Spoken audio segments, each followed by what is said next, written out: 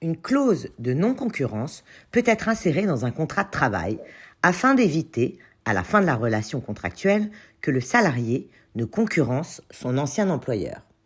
Cette clause est celle par laquelle le salarié s'interdit, lors de son départ de l'entreprise, d'exercer certaines activités susceptibles de nuire à son ancien employeur.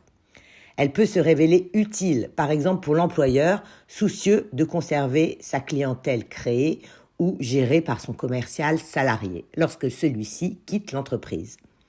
Elle est insérée dans le contrat de travail ou imposée par la convention collective.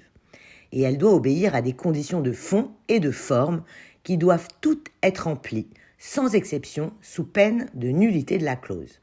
Ainsi, elle doit être justifiée par les intérêts légitimes de l'entreprise.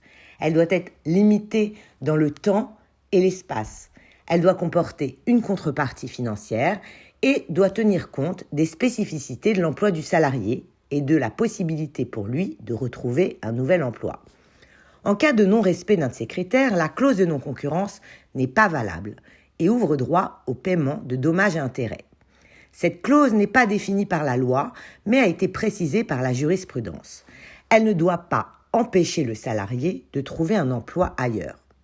Bien souvent, ces clauses ne sont pas adaptées à la réalité de la fonction exercée dans l'entreprise. De plus, elles sont généralement rédigées en termes trop imprécis pour être reconnues comme valides. Alors que faire si la clause de votre contrat vous semble abusive et comment la contester ? Si votre employeur n'a pas respecté les critères de validité de la clause, elle est abusive, ce qui entraîne sa nullité. Par conséquent, si vous êtes dans cette situation, vous pouvez contester l'application de cette clause. Vous devez pour cela envoyer à votre employeur une lettre de mise en demeure pour lui signifier que vous contestez la validité de la clause. Sachez que la loi prévoit que vous pouvez également prétendre à une indemnité si vous avez subi un préjudice causé par une clause de non-concurrence. Et si vous souhaitez la faire annuler, vous pouvez saisir le juge compétent sans avoir besoin d'un avocat.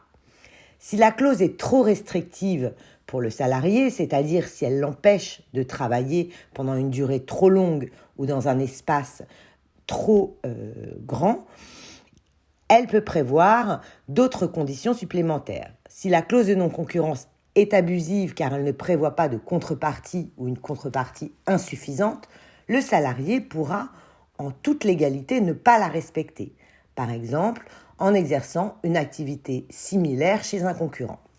Il pourra également demander des dommages-intérêts pour réparer le préjudice subi ou encore exiger de son ancien employeur le paiement de cette clause pendant tout le laps de temps où il a travaillé.